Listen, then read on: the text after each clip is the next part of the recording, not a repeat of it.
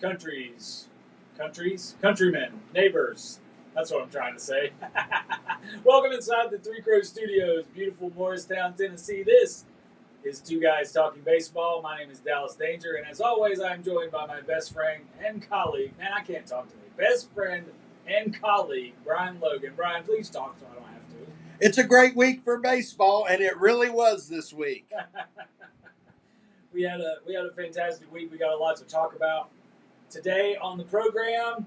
Some history made, some fun with the White Sox. We've had a lot of fun with the White Sox. That's going to continue today. But we also watched a really great documentary called One of a Kind. It was the Greg Maddux documentary that MLB Network aired last Sunday. We're going to talk about that and the 14 strikeout game that they aired after the premiere of that documentary. So a lot of Greg Maddux talk today on the program. But Brian, before we get into all that, it's very interesting to see you sitting in front of the backdrop with a very different shade of blue on.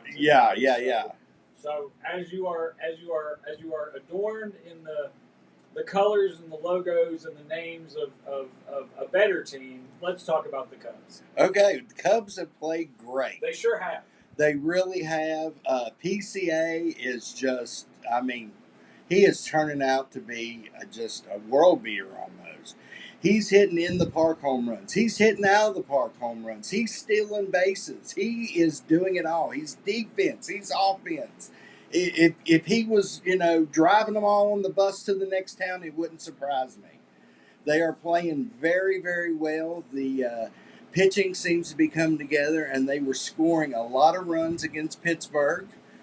Maybe the comeback of the season this week against Pittsburgh, down 10-3, and came back to win it. They are looking really good. And for me to have said a few weeks ago that the season's over, I was wrong. The season, we might be in this wildcard thing. How do you think the New York Mets feel right now about giving up PCA for Javi Baez and Trevor Williams? Oh, they're hating life, right? I think they feel better about the fact that they don't have to deal with Javi Baez anymore. Right. Well, poor Javi. Yeah, poor guy. The nicest guy in the world, literally. Yeah. And, he just can't hit the ball. But it's not from him trying. He swings at everything. Literally everything. I think they bowled one up there on the ground, and he still swung at it. But yeah, PCA is a really great player now at the big league level for the Cubs, and got a lot of years left in him. Yeah. So I can't wait to see how the Cubs mess that up. Well, he's just fun, man. He's just fun to watch play. I think he's feeling comfortable with the team, right, which is way more than Paredes is. Paredes is, not to change the topic, but to change the topic, he is just not getting comfortable with the Cubs. Right. He will hit the ball well, but right at people, and then he will come in at clutch moments and drive in a run, which is what you want. But as far as setting up before the clutch moment, he don't even look happy. So you compare PCA, who is the All-American boy out there smiling, just playing like it's Little League, and Paredes over here playing like he's mad or completely uncomfortable in his own skin. Yeah. And it's just night and day. But Paredes does come through, though. Even though it might be once a game, it's a very important part of once the game. Right. Yeah. Well, and I think PCA is standing out so much with what you're talking about, his demeanor and how much fun he has and that youthful exuberance, because you lost all that when Morell went to the Reds. Right. Mm-hmm. So it's easy to think, well, that's gone.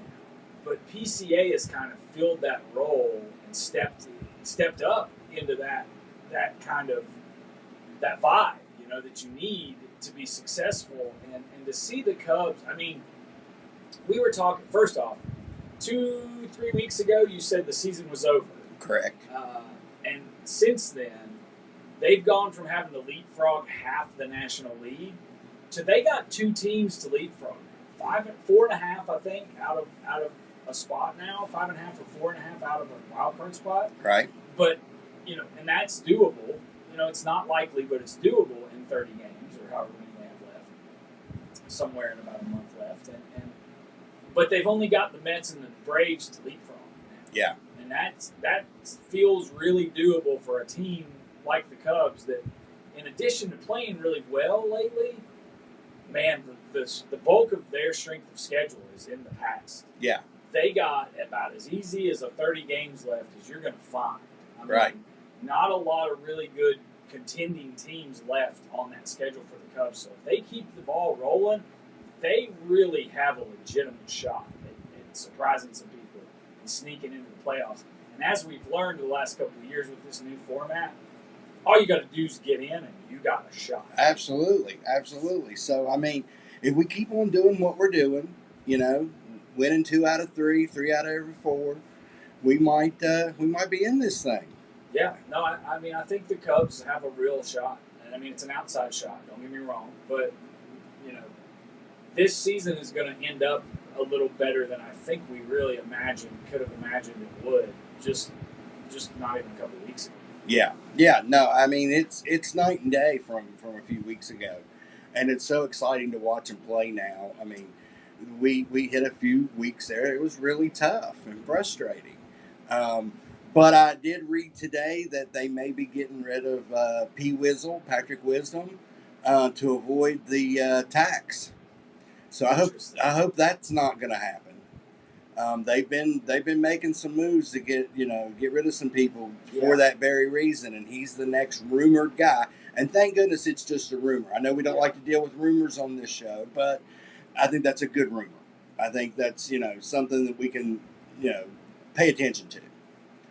So yeah, I like Patrick Wisdom a lot. I think he comes in on the clutch when it's needed, and he's a good defense player. A lot of boom on that stick. Right when it's needed too. So I hope we do keep him. But if we don't, I understand why. I was looking to see if there were any updates on Drew Smiley. There's just the reports from a couple days ago that he was going to hit the waiver wire. I haven't done enough research to really know what that means for the Cubs as far as roster construction, luxury tax, any of that. Mm-hmm. But that was a name that was a little surprising, right? To see pop up that they were just going to let him walk, which is basically when you put a guy on outright waivers, you're basically saying we're going to let him go find employment elsewhere. The timing too, because we talked last week. It was funny. Last week we talked hypotheticals on the program in terms of Jason Hayward, for instance. Yeah, and right as we were recording. Yeah, as we were recording, we found out later that he had been DFA'd, and the reason he was DFA'd on an off day, and the reason he was DFA'd when he was to give him ample time to land with another contending team, which would be the most likely team to pick up a guy like Jason Hayward in the middle of August. And so there was a respect there of we don't see a place for you on our roster. We're going to let you go find a place on a roster with enough time to get antiquated and be ready, and before that cutoff of September 1st, where if you're not on the 40-man, you can't play in the playoffs. Right. So the Drew Smiley news is man, they're cutting it really close for him. Mm-hmm. So I could see some sour grapes there from the Drew Smiley camp of well, man, if you were going to do this anyways, you couldn't give us 2-3 more days to find a team. He still might land somewhere. I don't know. Because here's the thing: the likelihood of a team picking somebody up on waivers right now is very unlikely. Right. Because that means they're picking up the whole season's salary, to the best of my understanding. Whereas if they clear waivers and then you sign them, you can sign them to a prorated contract where you're only paying them for what you're going to get out of them, time-wise. Mm-hmm. So, I don't know if there's any such thing as a surprise when it comes to who gets let go by big league teams now, because there's a lot that goes into it. If they're thinking, luxury tax, then pretty much. Yeah, what can you do? Yeah, I mean nobody's off limits. No, no. And Smiley was one of the two pitchers that was on the team on the roster opening day, and I kind of got the feeling they saw that graphic on the game and went, "Oh well, we'll put a stop to that. We can't have that. We can't have two guys that were here the whole time." Yeah. So that might have, it didn't have to do with it, but you never know. Yeah, it might have. Stranger things have happened. I mean, they could trade him to somebody for like a bag of balls or something. Right. Yeah. Two splintered bats, a bag of balls, and an old 1947 glove. And a rotisserie chicken. Some candlesticks. Given the term rotisserie baseball a whole new meaning. So as far as the Dodgers, I guess I'll segue here. Feeling good, getting healthy, playing good ball. Looking great. Playing good baseball. Again, our biggest issue is what everybody else is doing right now. Because the teams we're trying to get away from in the standings are the only teams playing better than we are right now. Right. But that's okay. We still control our own destiny. I'm encouraged by how we've played against Baltimore in this series that's going on right now. And, man, it's just, Dave said it a few days ago himself. This team is in playoff mode now because we got to play well down the stretch, gain momentum, keep our lead in the division, win the division, hopefully be the best record in the National League, so we've got home field throughout the National League playoffs. We wouldn't have to worry about that. We're looking at having home field throughout, and I think that's important because when you look at the home-away splits on the entirety of the season for the Dodgers, we want to play at home more than we play on the road. And I think absolutely. Most teams would probably say that. Mm-hmm. But there have been times this year where the Dodgers were so good on the road that it was like, well, it doesn't matter. Right. But when you look at the total picture, the whole season, I think this is a team that wants to play at home. And the way to do that is to have the best record possible in the regular season. So, really like this club, really like the way it's put together, but man, I'm on pins and needles. Every time somebody gets hit with a pitch or there's an awkward slide or anything that looks abnormal at all, it's like you hold your breath until you know they're okay. Yeah. We talked before we hit record about Shohei getting hit in the shoulder on the base paths. And it was just like, yeah. We both panicked. I think the world at large panicked. Yeah. That's not an injury anybody wants to see. No. If they have any self-respect as a baseball fan. This is a guy who is at a level that nobody else is at right now. You can just shut the fuck up if you don't agree because you're wrong. This guy's doing things that have never been done in the major leagues before. And there are other guys doing that too, but not at the rate Shohei is doing things that have never been done before. He is a flat-out unicorn. He's just no other way to put it. He's a special individual for baseball. And he's never played in October. Yeah. And that was the thing, him coming to the Dodgers meant we're going to get Shohei in October. We're going to get Shohei when it matters. Right. And when the lights are the brightest. And that's good for this game. Yes, I'm a Dodger fan. Yes, it's good for my team. But if he played for the fucking Padres, I'd say the same thing. Right. I wouldn't say it with the same tone in my voice, but I would still say it because it's still healthy for baseball. It's still good for the game. For this guy that is doing all these amazing things to play in the postseason. That's when you want your best players on the field is in the postseason. Absolutely. Anyways, not to go on a rant, but feeling good about the Dodgers. Really like where we're at. Really like how we're playing. And we're in a tough part of our schedule. Sort of different from the Cubs. We didn't have a very tough schedule until kind of recently. We're really going, we're going through, 11 out of 13 games are against Baltimore, Arizona, and Cleveland. We're going to be there in October. Mm-hmm. And we're going to Arizona, and they got every reason to just beat the brakes off of us. Mm-hmm. Because if we go in there for 4 games and we don't show up, we come out in second place. Yeah. Maybe third, because the Padres are right there with them too. Right. We can't slip up. We have to. So it's playoff mode. We're in playoff mode for Dodgers, and I like that. Yeah, it's more exciting. It's been a couple years since we had that this early, because we're used to winning the division by this time. September 10th, it's like it's wrapped up, nothing else to play for. So, I think that's an advantage in ways. It's a disadvantage in ways, but it's also an advantage for this team because again, the goal with the Dodgers is not win, in the regular season. We know how to do that. We know we can do that. The goal is to continue to do that, but up the ante when it gets to the postseason. Yeah. It's to October. You want to win, right? So, yeah. I mean, I've started the last couple weeks to feel like a broken record talking about the Dodgers, but it's just things are going good. Mm-hmm. Trying to keep getting healthy. No more major injuries, foul-ups. Injuries that are going to alter the plan. And, just try to get everybody back. Yamamoto looked really good in his first rehab start last night. Tony Gonsolin, we found out this past week, has got an outside shot at pitching in the bullpen this season. Mm-hmm.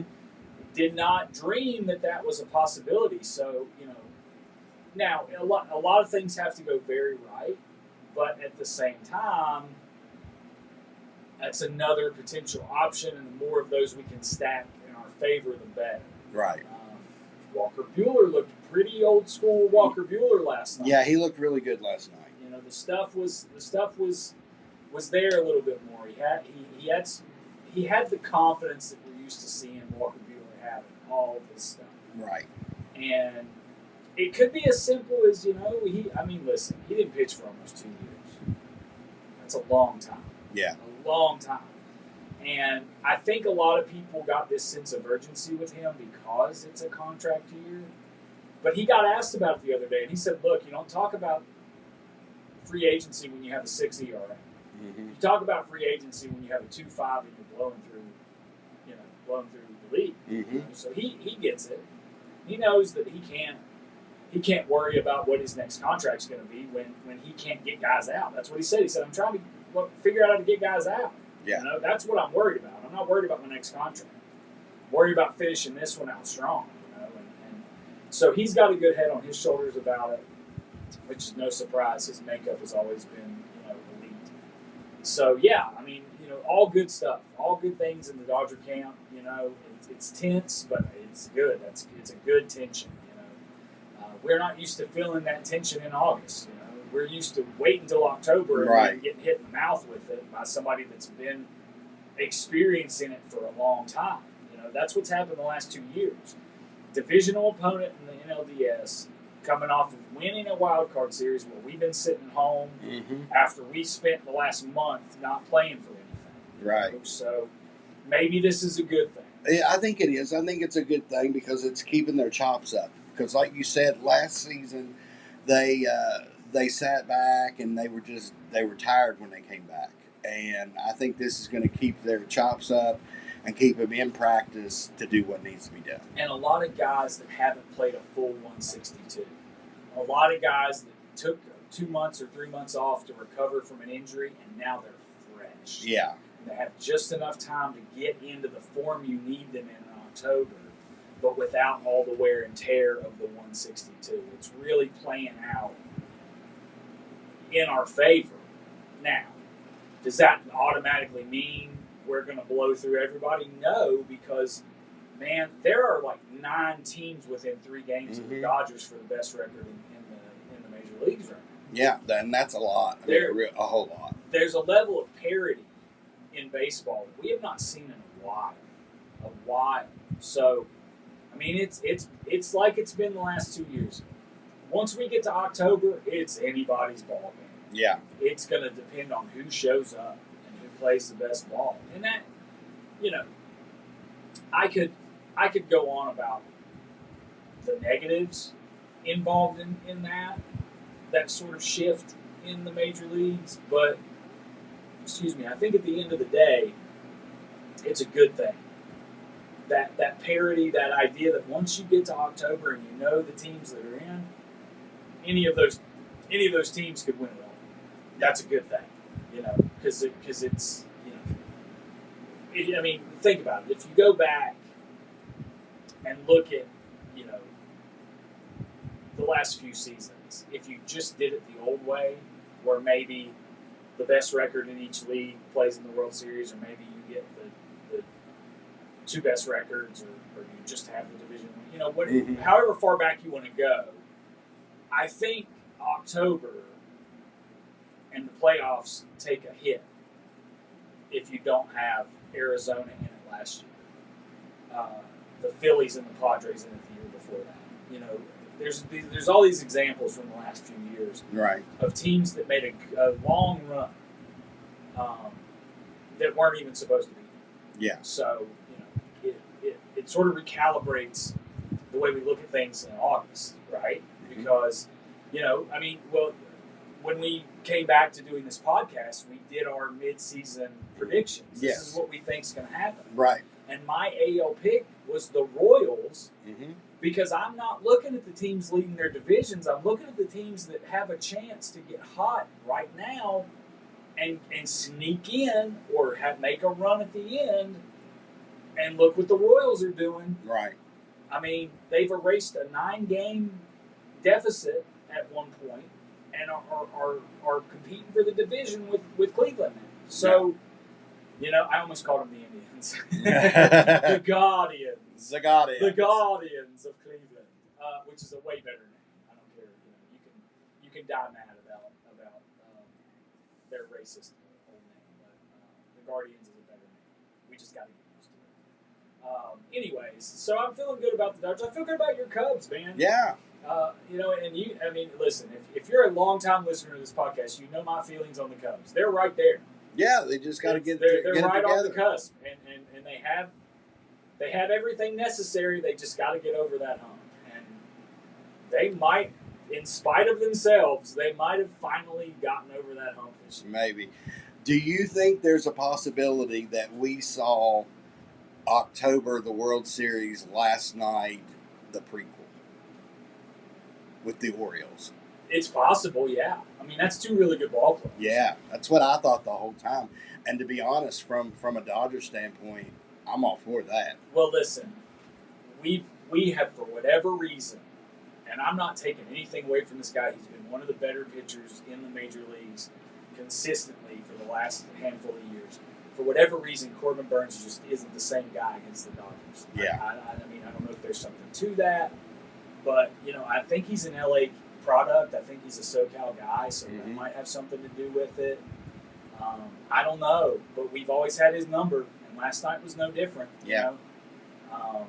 We scored on him. Now, most of it wasn't earned runs, but it doesn't change the fact we scored 6 runs on Corbin Burnes. Yeah. And we got to bring up Decoy last night. First time a dog does the opening pitch. What a great night, man. It was. If you haven't seen that first pitch, Decoy, who of course is Shohei Ohtani's pupper friend, the Dodgers gave away a bobblehead of not just Shohei, but Shohei was holding Decoy. And big deal, obviously. Everybody wanted that bobblehead. And they did the chase variants again. They did gold this time around.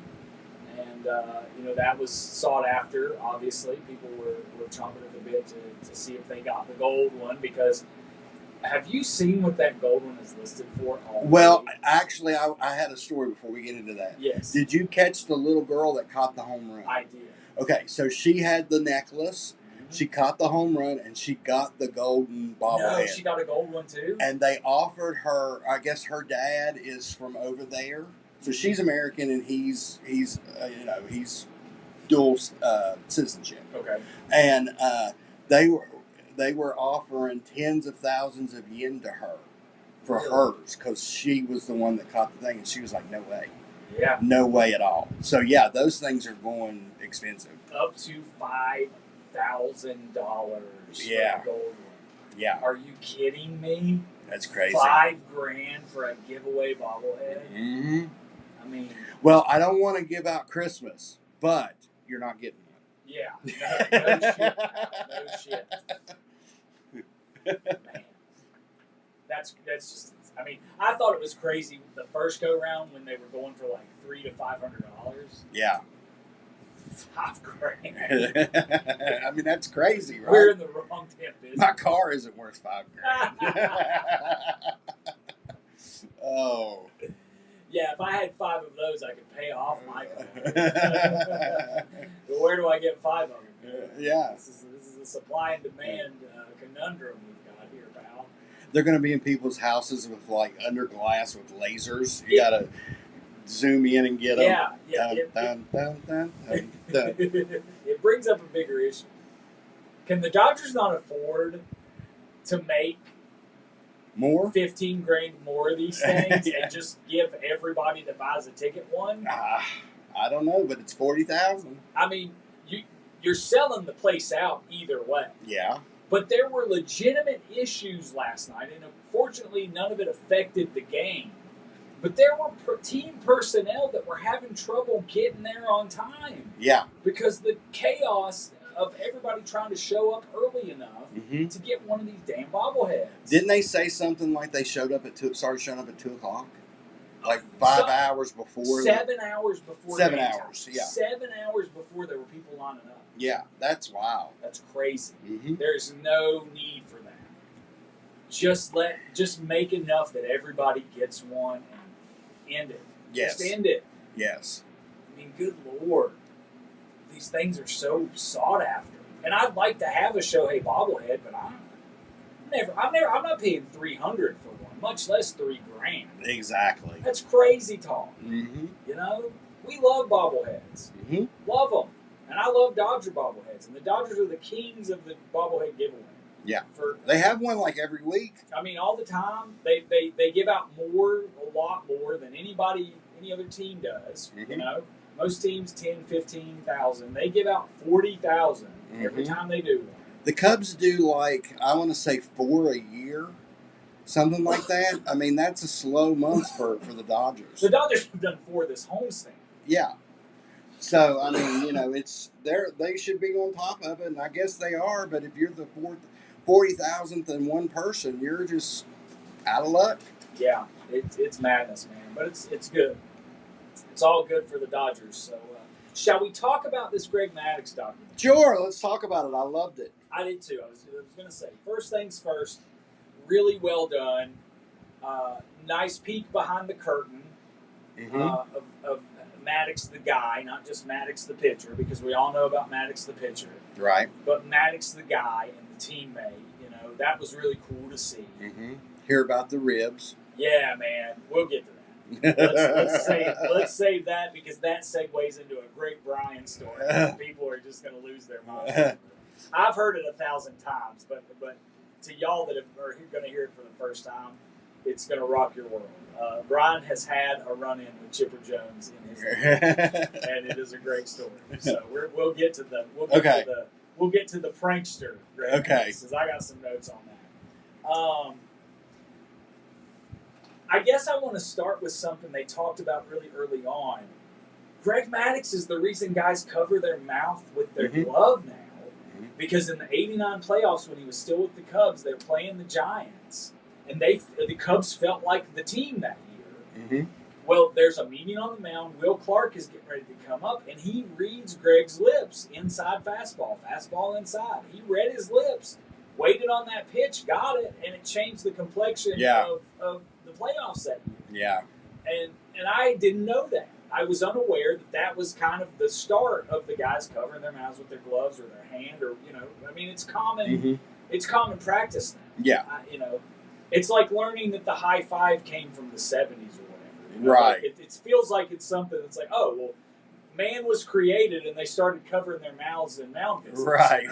Man was created and started doing the high five. Well, that's not necessarily true. You know, it all comes from somewhere. But yeah, I found that super fascinating. That was one of my biggest takeaways of the whole thing. It's like, wow, you know, perhaps the greatest pitcher of all time, and I would argue for Greg Maddux is the greatest pitcher of all time. He's the reason that they do that now. You know, just mind blowing stuff. Well, I do. I agree that he is the greatest pitcher of all time. He just, and the way he approaches it. Yeah. The cerebralness of it. Verducci brought up a Greg Maddux quote that I was familiar with, but it fit really well where they put it in the documentary. And that is Greg Maddox's goal. Because look at him. He's not a great athlete. They called him the professor because of how he looked. Mm-hmm. Like, it fit his pitching philosophy too, but they called him that because he looked like a college professor. He didn't look like an athlete. And back then, pitchers were tall and big and foreboding and devastating looking, intimidating, you know? Because they talked to Randy Johnson, who's like the polar opposite. Power pitcher, gets in your head just looking out at the mound going, Jesus, what's coming out of this guy's hand, you know? Maddox was the opposite. But he made the balls look like strikes and the strikes look like balls. And if you can do that, even at that level, you're going to have a long career and make a lot of money. Yeah, well, and I like the part where he threw the guy the pitch and let him take it deep. Oh, yeah, let's talk about that. So, Eddie Paredes, who, when Maddox was with the Braves for a big portion of his career, was his personal catcher. He's talking about they're playing Houston in the regular season, and it's a blowout. It's like 8-0. And Maddox, I don't want to give away every detail because I want people to be able to watch this if they want to. But long story short, Maddox intentionally throws a pitch they had game planned not to throw Jeff Bagwell. And Bagwell hits it into the next town over, as would be expected. And Eddie's talking. He's like, I'm pissed, man. I'm wondering why we threw this pitch after the whole game plan was don't throw him that pitch. Right. Maddox says, very good team. We might see them in October. He's going to be hunting that pitch. So they get him in October. Bagwell comes up. They throw him 3 changeups, all swing and miss, and he's done. And Maddox is like, hey, remember a couple months ago? And Eddie's like, no, what are you talking about? And he's like, don't you remember? I threw him that pitch, and he hit it deep, and then he was hunting it. So when it mattered, he's looking for that pitch. I mean, it's like chess checkers. I mean, he's literally playing chess while these hitters are playing checkers. He may be playing Good 3D chess. Good hitter. That's way ahead. A Hall of Famer, Jeff Bagwell. Yeah. Oh, is playing checkers, and Greg Maddox is playing chess. And, wow. I mean, riveting stuff. Yeah, absolutely. I mean, it was amazing. I loved everything about that documentary. All right, I'm about to put some mints in. Okay, do that, kid. And that means you're about to do some talking. Okay. So they talk about Greg Maddox, the prankster. You know, they had a few segments where it was him, Glavine, and Smoltz sitting together in like what looked like a living room. Great stuff. Because, I mean, when you think of the 90s Braves, the first thing you think of is that rotation. Maddox, Glavine, Smoltz. And it didn't matter. Steve Avery, you know, whoever else they threw out there the other 2 days. You get in the playoffs, good luck with that. I mean, those 3 at the top. Yeah. Good grief. They just needed one other guy to start every now and then who was half-assed decent, you know, and they were good. In theory, you know, that's the other thing. They won 1 World Series that whole run, but you know that just shows how hard it is to win at baseball. Yeah, it is. It's hard. So, Chipper tells a great story about he gets a big hit, and he's in the shower after the game, and Maddox is in the shower. Man, that was great. It was really impressive. He's really baiting Chipper here, right? And Chipper's talking about it. And next thing he knows, he looks down and Maddox is pissing on his leg in the shower. And, you know, the guys are like, who does that shit? Who does that to a teammate? And Maddox just goes, well, it's just good team fun. Everyone can share it. And me and Brian are watching this live, and we're texting each other. And I was reminded that Brian does not care for Lawrence Chipper Jones. The floor is yours. Okay. Well, back in the mid-'90s, I lived in Atlanta and worked for World Championship Wrestling, which was owned by Ted Turner as well as the Braves. And we hung out in Marietta, which is right below where Ackworth and Smyrna, where the baseball field is now. So there was an old Walmart building that they turned into this country bar, sort of like Gillies, a big bar that had like a stage, pool tables, a dance floor, a bull you could ride. You know, hey, this place was huge, right? So we would all go there. So it was called Cowboys. I don't know if I mentioned that, but anyway. So we go there on a regular basis. Well, the Braves would go there on a regular basis too. So I happened to be, most of the WCW guys were down on the dance floor, and I had walked up to the upper bar where the Mechanical Bull was, and that's where the Braves were. And I'm getting a beer, and I'm noticing that the women there are not really enjoying the company of the Braves. The Braves are being a little obnoxious.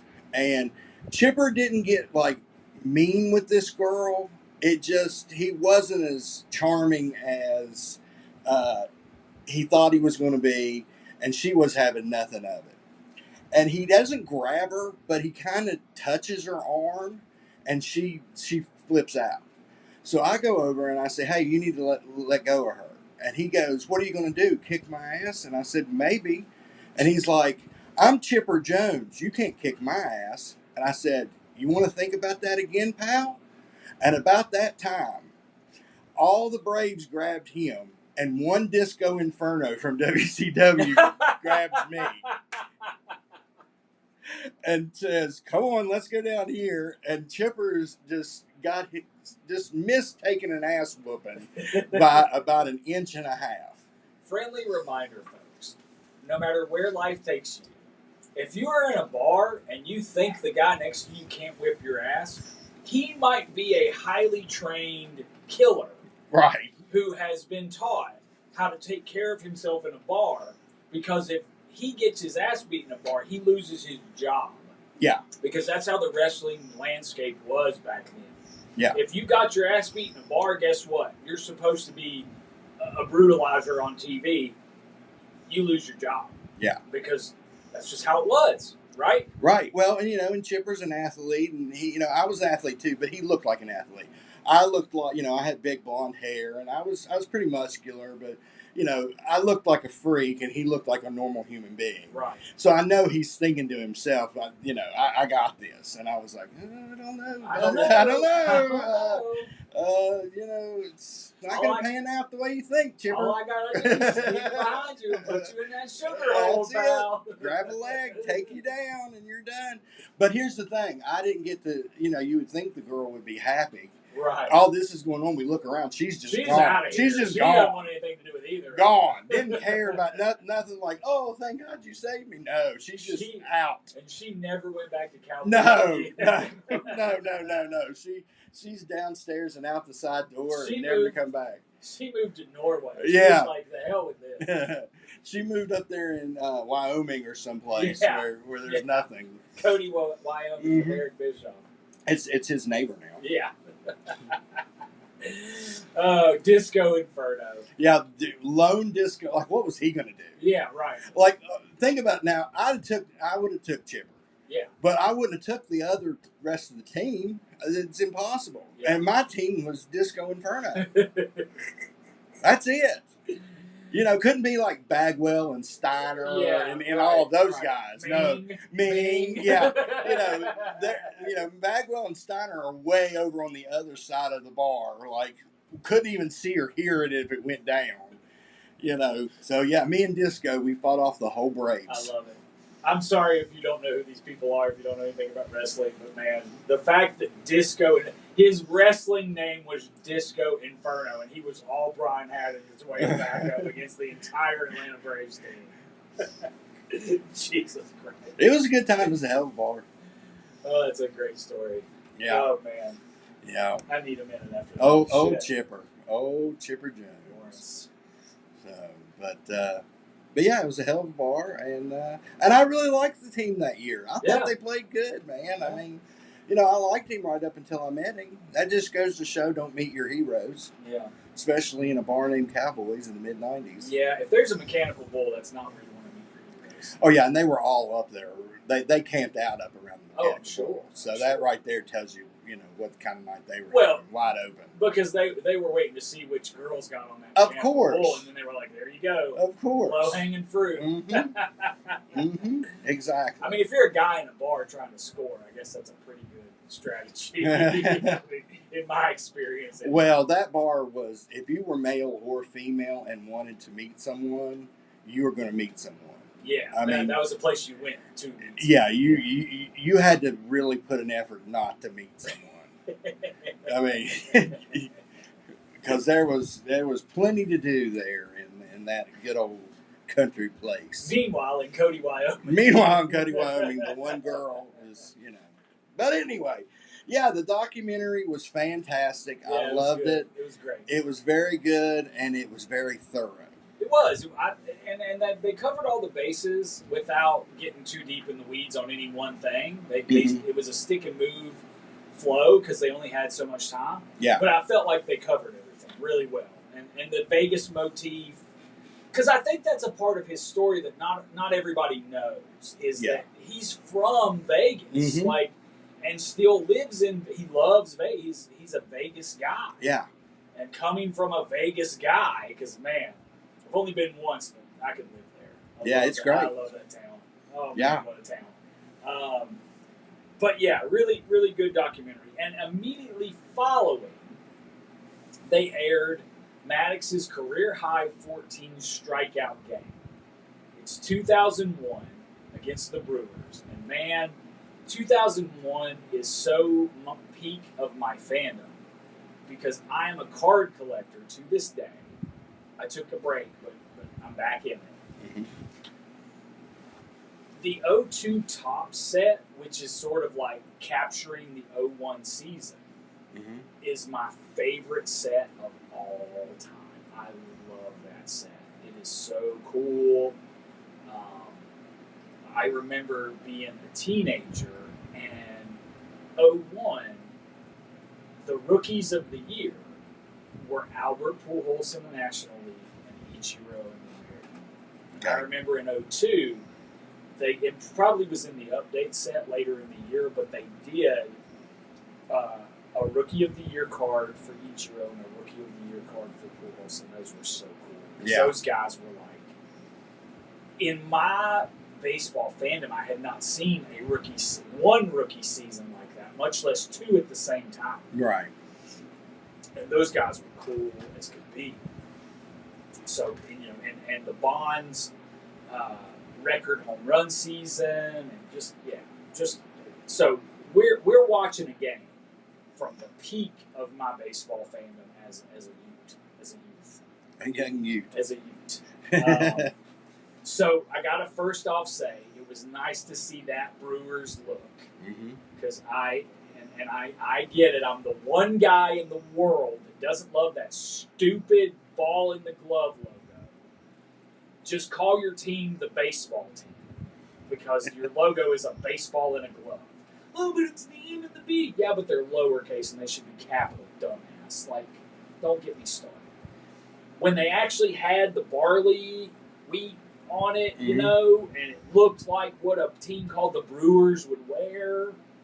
Man, love that look. I should also say right out of the gate that the Brewers manager at the time was Davey Loebs. I love me some Davey. Yeah, I do too. You said he's your all-time favorite Dodger? He's my all-time favorite Dodger because the way he hustled. I like the guys that hustled, and he hustled, man. Yeah, base runner, man. Stole some bags. Oh, yeah. It was very fun to watch. Legged out some base hits. Just a great ball player and a great baseball personality who also got the opportunity to manage a little bit at that time. So that was cool. Yeah, man, but just hearing everybody talk about what made Maddox great and then getting to see him, immediately after. Here's an example. Here's Exhibit A on why Greg Maddux is the greatest pitcher of all time. Or at least, Leo Mazzoni, the famous Bobby Cox pitching coach, for all those years in Atlanta, said, well, hell, he's the best I've ever seen with my own eyes. And covers some ground. Oh, yeah. Covers some ground. I mean, and what a great example. I mean, and I'll admit, it was not an all-time great Brewers lineup. If you could get around Richie Sexton and Jeremy Burnett, you were doing pretty good. And they're not Hall of Fame, great all-time hitters. They were solid. Don't get me wrong. That was a team that could flirt with making the playoffs, right? Had a little bit of pitching, but I get it. 162, you're going to play some teams that, you should throw 14 strikeouts, but he still did it. Yeah, absolutely. You can't take that away from him. But he still did it. He still executed. So just talk. Give me your takeaways from watching that game and seeing Maddox get 14 strikes. And the other thing too was like 7th, 8th inning, he's at like 8. Yeah, he finished so strong. That's what I was going to say is it didn't get fast and out of control. It stayed slow and methodical at an even pace, not a boring pace, an even pace, and then just brought it home strongly. Yep. Because we made the comment of, wow, he's really going to finish off strong here, and he did. Yep. And he just didn't, he just would walk off just all calm and. Yeah, that's just such a pro. I know, and I'm not ever going to be the guy that's like, well, the way it used to be was better because that's the way it used to be. That's just bullshit. The game is at an all-time high. Right. We are living through a golden age of baseball at the major league level. Maddox getting better as the game goes on, you don't see that anymore. Mm-hmm. Guys throw so hard all the time now that they're not even seeing the lineup the third time through. Right. And that's the thing when you compare the two, and it's like, well, why is offense down? Well, motherfucker, because nobody sees a 4-seam fastball anymore. Mm-hmm. And this has been, if you want to dig and get the data, it's out there. Right. Because these studies have been done. Aaron Judge sees so many fewer 4-seam fastballs than Ted Williams saw. Mm-hmm. I'm not taking anything away from Teddy Ballmer. Not the point of this conversation. But if you want to try to say that just because the offensive numbers are down, that makes Ted Williams automatically a better hitter than Aaron Judge, I think it almost makes Aaron Judge a better hitter than Ted Williams. Yeah. If that's your argument, because he's doing something that's a lot more impressive. Right. Then you think about how many times a season or in a career does Judge see these pitchers? It's way less because he's playing way more different teams. Yeah. And the way rosters are constructed, you don't see the same guys over and over again. Right. It's just pitchers don't go 9 and get better the last 2 innings anymore. You don't see that. Not that you saw it at that frequently back then, but it's so impressive to see from any era. Yeah. A guy enter the 8th inning with 8 strikeouts and end with fucking 14. Like, that's just... It's incredible. It was so cool. Monumental. I mean, that was just... And Maddox didn't throw that hard. No. 91, 92 on the fastball. Didn't have to. He had those corner sweeps, and he knew how to set them up. Like he said, baiting the hook. And that's what he did. Yeah, better than anybody.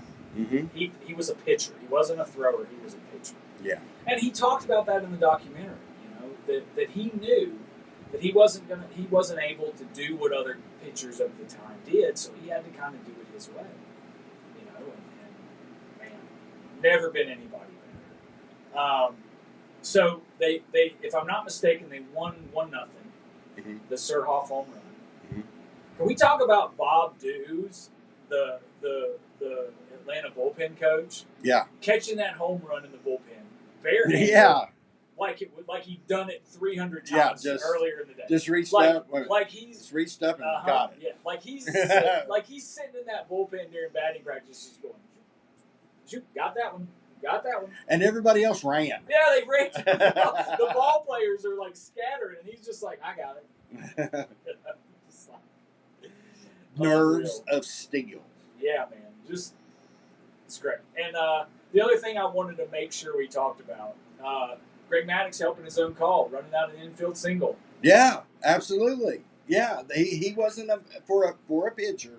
He wasn't a bad batter. Yeah, no, he was a pretty decent hitter. Yeah, and it's we don't even get to see pitchers hit at all. No, that's a thing of the past, and for good reason. It's a good thing. Yeah, I was going to is. say we're not saying it was better when pitchers got to hit because come on, it's not really arguing that. When Nolan Ryan stopped batting, that was when I was like, okay, maybe. Okay. Nolan Ryan was a heck of a batter. Yeah, you just keep babbling on about how great Nolan Ryan was, and I'm going to look up the numbers to prove you wrong. So you just okay. Well, from an emotional standpoint, I remember you would get excited by Nolan Ryan before you had your stat cast, kid. He was a very exciting player to have out there. Statcast. I'm going to look up his fucking batting average, pal. Yeah, he's all statistical, and I'm all emotional here. It was a heck of a thing because he could have possibly hit one, you know. But standard batting. Here we go. What do we got? 27 years. What, it's like 079? Would you like to venture a guess? 079. No, he's a little better than 125. 110. Now, for a pitcher, that's great. On base career, 148. Well, his career OPS plus 100 is league average. Well, okay. League average hitter is 100. He's a negative 18. Well, did you ever watch him play, or were you not alive yet? I don't need to. I don't want to see a negative 18 OPS plus hitter ever. Yeah, but I'm telling you, when this guy come up, you believe that he would either throw it past you, could possibly hit one out, or might maybe just beat you down. And for a kid like me, that was pretty exciting. Sounds to me like you were smoking the hopium. Well, maybe. Maybe. I can't wait for AI to pick that up and put that in the description of this show. What, the word hopium? What happens when Nolan Ryan smoked a bunch of hopium and beat guys up at the plate? And still pitched with a bloody nose. Hey, that's the other thing. Just kind of circling back to the Dodgers playing the Orioles. What about James McCann? With the face thing? Well, you know why that is. Yeah, because he caught the fastball to the nose. Yeah, he took the foul ball off the face or whatever, and like his eyes swollen shut, and he catches the rest of the game. Not just like hits a couple times, not just goes out to the outfield and picks grass. No, he caught the rest of the game. Yeah. Now he's playing with a damn face shield on. Yeah. Man. Incredible. Balls. Definitely balls. Good player. Good for him. And that's not a gendered term. I've met women that got bigger balls than any man I've ever met. James McCann's got some cojones. Yeah. Hats off to James McCann. Because come on. I'd have been like, you know what? I'll retire. that's a sign. Done. I'm finished. That's a sign from above that I should never play baseball ever. Could we possibly get his timeout, maybe? or just give me a minute, I'll walk it off. Can I have a minute to rub some dirt on it? Yeah, rub some dirt on it. It'll be all right. Can I make sure I don't have permanent vision loss and damage to my eyes, you know? The batter's like, here, and hands him his eyeball back. He's like, you drop this. Yeah, you can have that. Oh, my. So anyways, we thoroughly enjoyed the Maddox documentary and reliving the 14 strikeout game. You know, for me, that was taking me back in a time machine to when I really, I think, truly fell in love with the game of baseball. Yeah. That 01, you know, around that turn of the millennium was like peak fandom for me. That's when I really started just like get baseball. Yeah. Now, I'd always liked it because we were a sports family, so all sports. But man, that was when the majesty and the romance of baseball swept me up for the first time. Yeah. So getting to go back to that time period, hear that awful announcing, just the worst game call I think I've ever heard. It was pretty bad. It was terrible. Yeah, it was a little rough to. I can't even tell you their names. No idea who they were. Well, didn't I text you a couple of times? What the hell are they talking about? Yeah, we texted several times. Like, what are they even going on about? Like, there's an all-time great game going on, and they're just like babbling about nonsense. Did you hear? Hey, we're going out with Chipper Jones after the game tonight. We're going to go have some beers at this bar. That would have been more entertaining. We need to get Chipper Jones on the show and see if he remembers that night. You know, my brother Darren has interviewed Chipper Jones. I wish he would have asked. I bet 9 times out of 10, I bet he don't remember. Of course he doesn't. No. Come on.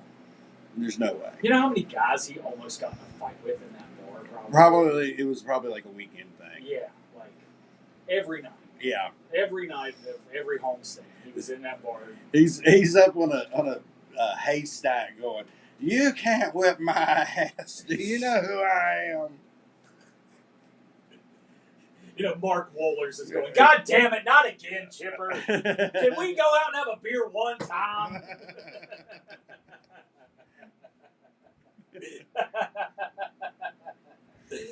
Oh, gosh. All right. Well, yeah, so we loved the Maddox stuff. Shout out to MLB Network for giving us something to talk about. Yeah, it was very nice. They promoted it nice, and then it delivered. A lot of times they promo those things and they don't quite deliver, but that delivered. Well, that was the thing, is I had seen some of those teaser clips that had gotten out, and I was like, we got to watch this. Yeah. This is going to be good. Yeah. And I love that those clips weren't even the best clips from the whole document. Like they weren't they were better. It's like you see a good movie preview and you go see the movie, and you're like, well, all the funny jokes were in the preview. Yeah. I just wasted $30 on this movie ticket. To see what I'd already seen.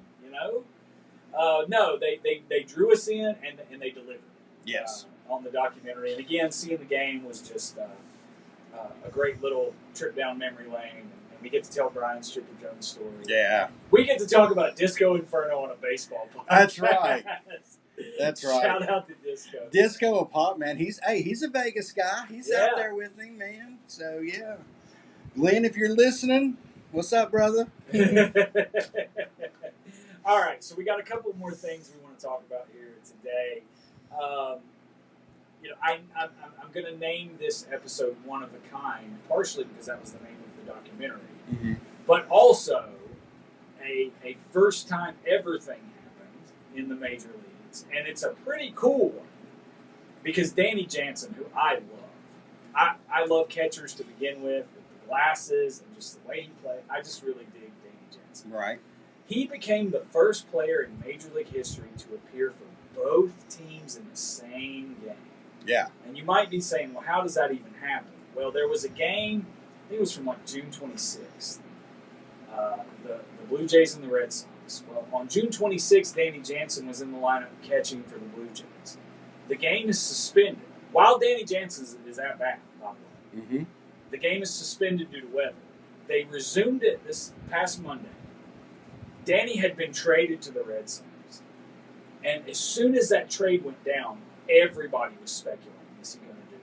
Because they knew the game was going to be resumed at some point. Is he going to do it? Is he going to do it? And then, like, a few days before, the media is asking Alex Cora, the Red Sox manager, hey, is this going to happen? Will you just, like, tell us so we can, like, keep talking about it or shut up about it, depending on... And he's like, come on, guys, let's make history. He's going to be in the lineup. He's going to do it. I'm going to let him do it. So Danny Jansen not only played for both teams in the same game, he batted and was the catcher in the same at bat. Yeah. Crazy, right? That's wild.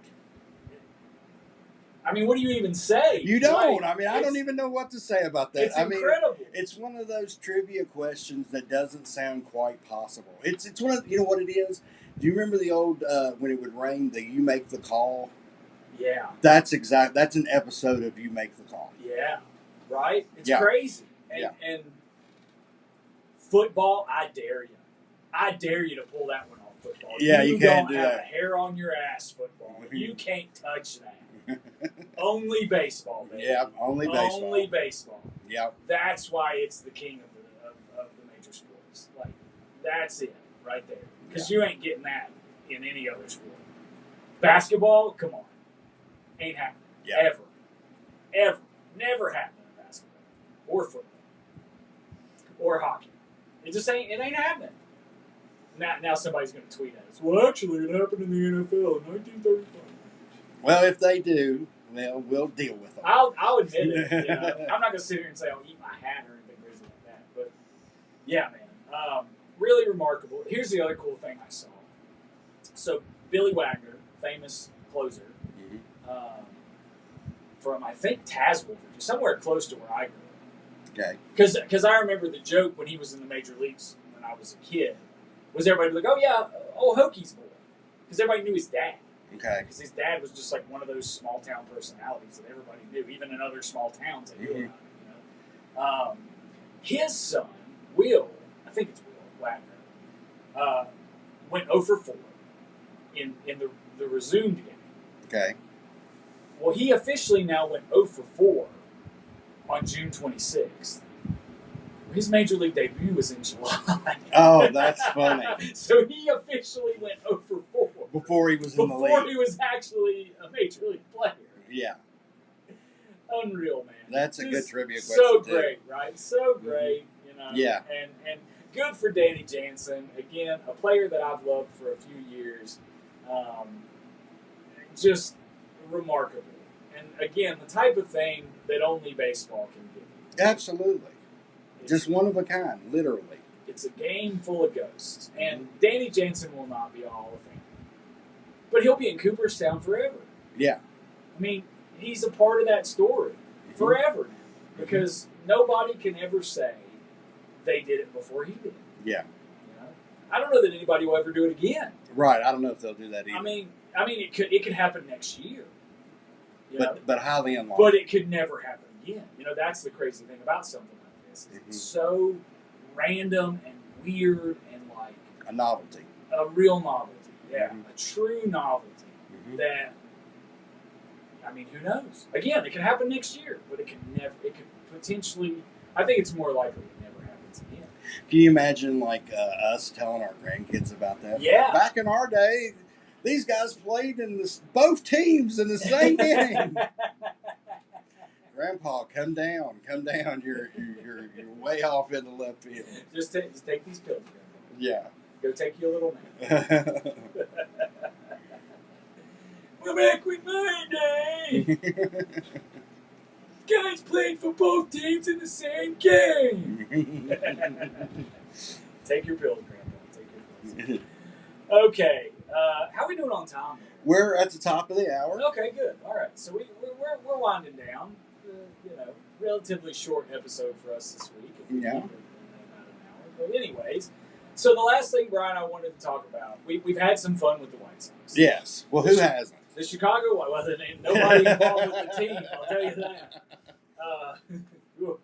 Just look at the change in expression on the face of Miguel Vargas after he got traded from the Dodgers to the White Sox. That'll tell you everything you need to know about who's not having fun. Anyways, so we've had some fun. If you're joining us for the first time, you're not really fully aware. The Chicago White Sox are kind of on pace to be the worst team in recorded Major League history. I know a couple days ago they had to go 11-19 or worse the rest of the way. Now that might sound hard to do until you realize that they were at that point 4-30 since the All-Star. That means they've won 4 and lost 30 in their last 34 games. They got a real shot at the worst record in Major League history. They are so bad. And I saw pictures from right before first pitch yesterday. You could count the number of people in that ballpark. Oh, I don't doubt it. And people were like, there's literally like 75 people. You know, it was bad. Let them in for free, charge them to get out. Well, I got a better idea. Thanks to The Onion. Shout out to The Onion. The originator of parody news online. And you know, when it was just them, it was great. Now that everybody's doing it, it sucks because it's like, it's hard to keep track of what's a parody account. And what, you know, But The Onion always does it in a way that it's funny and it's obviously not real. And it's, you know, they're not trying to fool anybody and be an asshole. They're just having some fun with the news. So, what if, Brian? Okay, give it to me. The first 9 White Sox ticket holders that go through the gate and enter the stadium, those 9 people are put into the starting line. I love it. And here's what I would say. You don't fit the people to the position. They get assigned the position as they come in. So like the first person pitches, the second person catches, the third person Yes. Absolutely. All the way through. Because I would pay money, good money, your money, to see a 90-year-old lady in a wheelchair be a catcher. That'd be great. And I bet she's got an arm, too. Oh, yeah. Because you know if she's that old and she's coming to a game, she knows what she's doing. Yeah. And I think it'd be better than their catchers. Or she thinks she does enough. Yes. That it would be really entertaining. Absolutely. Yeah. Absolutely. And that's saying Grandma can play some ball. What about her pitcher is like a 5-year-old kid? Yeah. Who's like, I just wanted to go to the game. I didn't want this pressure. You know? I don't even know what the coaches are talking about. just want to eat a hot dog and have a good time with my friend. And his friends out in center field like, hi, I miss you. We're never coming to a baseball game ever again. I hate sports. I'm going to get into dancing. Yeah, I think they should totally do that, man. I think, here's the thing. Could it make it any worse? No. It can't possibly get worse. You might as well try to sell some tickets while you're at it. Absolutely. Because they're definitely not doing that. That team ain't selling you a lick of tickets. And if somehow they win, because you got to emphasize why they would do it, okay, then they get that week's pay of the ball players. Oh, but they got to win. They got to win. If they win, then you get what the catcher would have made for that game. Yeah, just the game, because those guys make such good money. That's life-changing money. Right. Yeah. That's selling tickets. That's selling tickets. Chicago, Jerry Reinsdorf, I think he's still with the White Sox. We just sold you some tickets. We did. I should be marketing. I should be sitting up there in an office with a cigar going, yeah, you know what we need? See? Let me tell you what we need. It's funny because I'm typing this into the format. And we've already talked about the idea that they should hire a new manager every time they lose. Right. We talked about that on the show. Yeah. The idea that they hire a new manager, and as long as he's winning, he stays the manager. But as soon as he loses, he's out. Yeah. And you keep doing that all year. Mm-hmm. I'm typing this and thinking, man, we're really, really dogging the White Sox and coming up with some cockamamie schemes to sell them some tickets. Bill Veeck owned the White Sox at one point. The White Sox were the ones that did the disco demolition that went sideways. Yeah. That is still talked about to this day mm-hmm. as an in-game promotion. Mm-hmm. I mean, come on, guys. If you're going to be this bad, like, entertain us a little Well, bit. and that makes me think, too, okay, so what we're going to do is we're going to change. Let's put it all together, one big night. Okay. You've got the guest manager. You're the first 9 people through the door. Well, let's say you got to have relief pitchers in case the 5-year-old don't Okay, work out. all right. So let's say the first 12 people through the door. Okay. Then they get position plays. And if they win the ball game, they get the night's pay of the position player that they took over for. Right. And for the rest of the people that don't get in there, it's nickel beer night. Jesus Christ. He'll burn the place down. I know, but it'll be epic.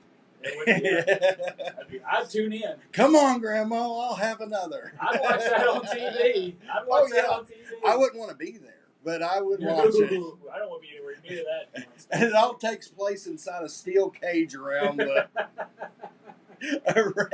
arena. You'd have to put up the cage because they'd be throwing the Yeah. 12 people enter. We'll leave when we can. That's a good one. Good stuff. I mean, they need to do something in Chicago. Oh, they gotta. The South Side is a sad state of affairs. I know. It's rough there, and it's naturally rough there, much less when the ball team's not playing. Yeah, that's what I've heard. Yeah, I've heard you don't want to drive. No, you don't want to cross that street. I can't remember what street it is from the north side to the south side. You don't want to, unless you know what you're doing. Yeah, if you know what you're doing, it's fine, no big deal. But like 2 gringos like us walking across the line might not have such a good time. I've heard about Bo James driving around that area. That wouldn't surprise me. It's pretty entertaining to hear him explain what's going on out there in the South Side of Chicago. I bet. Again, apologies. No one listening probably knows who we're talking about. If you did, it'd be really funny. It would be hysterical. Just look up Bo James on Facebook or Twitter. And just read for a little bit or stick around today. How's it going, Bo? If you ever hear this, we love you, man. Bo James is one of my favorite people on the planet. Yeah, mine too. All right. You got any more ground you want to cover today in the world of baseball, Brian Logan? Well, I do. I want to have a shout out to our Alabama listeners and our Texas listeners this week. Okay. All right. If you guys are listening again, we love having you. Feel free to shoot us a message. Keep listening. We love you. Yeah. Are we still getting hits in Germany? Absolutely. That's great. I figured I'd move over to Texas. No, listen, you're spreading the love. I like that. I do, but yes, we got the German contingencies back, and we picked up Texas and Alabama. Texas and Alabama. That's cool. Yeah, Thanks everybody for listening. We really appreciate it. We're happy to be out everywhere now and not just doing the YouTube thing exclusively. Yes. We've added, if you're a YouTube music user, you have access to our podcast now. That was an oversight, I guess, on our part. Yeah. Just, an extra box to click that we didn't click, and got some feedback. And saying that the Android users wanted to have it so they could pull it up on their phones, and I immediately went to the thing and checked the box and got us rolling. Yep. With it. So we're out in the airwaves, and we're happy that you are listening. If you want to follow us, Twitter is probably the easiest and best option. Brian is at 3CrowsBry. I am at Dallas Danger. If you're watching on YouTube, those are on the screen for you. And the show is at 2GTB Pod. You can always just go to 2gtb.com. That'll get you episodes, links to everything. The one-stop shop for everything Two Guys Talking Baseball. Good hub there. We have a store, 2gtb.store. Shirts, hats, coffee mugs, stuff for your pets, stuff for your partner, stuff for your kids. A little something for everybody. Back in 2022, when we first founded this show and did some episodes back then, we took a lot of pride in building a merchandise store that everybody could find something at. And useful products. Yeah. And Decoy had his own jersey one last night. He did. And Rex loves his 2GTB jersey. So maybe we will find somebody who was looking for that, they can find the pet shirt that I call the pet jersey. There you go. Absolutely. So, and it's free to look. 2gtb.store. Just go take a gander and see what you see. Another way to support us directly financially is patreon.com/2GTB. I did good. The beginning I goofed, in the end I'm goofing. Patreon.com/2GTB. Last week we did a little story time. Jeff Torberg is a famous Major League manager and a pretty accomplished catcher, we found out in our research. Had caught quite a few no-hitters in historic games. His son Dale was a wrestler, and Brian encountered him on his wrestling journey, and we talked about that on Patreon. In addition, our original 11 episodes from 2022 are on Patreon. 2 episodes of a podcast Brian did with his wife called Married with Baseball, and a lot of other bonus stuff. We talked about bobbleheads. We've done our favorite ballpark food at one point. So a lot of fun extras on Patreon, and we've kept it really cost effective. So it's just a few bucks a month, and it would go a long way for us, obviously, to have that little extra cheese on our Whopper, so to speak, every month from you. So if you like what you hear, and then wherever you're watching or listening, please subscribe. Especially if you're on YouTube, we want to expand what we do with our YouTube channel, and the only way for us to have the capability to do some of those things is to get our subscriber count up. So even if you don't listen on YouTube, we'd really appreciate a YouTube subscribe. Just hit that button and help us out there. And if you just want to listen and you don't want to spend any money, we appreciate your listens. Yeah, we love YouTube. Yeah, we love everybody. We just want to give you the option to take your 2GTB fandom to the next level. Correct. So, but with all that said, we'll be back in 7 days, and enjoy the baseball in the meantime. A lot of good games going on every night right now. And for Brian, I'm Dallas. We'll see you at the ballpark.